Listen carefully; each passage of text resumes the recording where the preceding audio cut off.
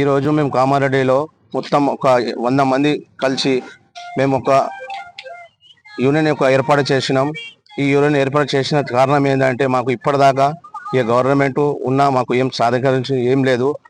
ఈ రోజు నుంచి మేము తెలంగాణ జాగృతి ఆటో యూనియన్ ఏర్పాటు చేయడం జరిగింది. ఈ రోజు నుంచి మేము అందరం ఆటో డ్రైవర్లం కలిసి మెలిసి పనిచేసి మేము ఈ పార్టీని మేము ముందు తీసుకొని వెళ్తామని అందరం కలిసి పనిచేస్తామని నిర్ణయం తీసుకున్నాం.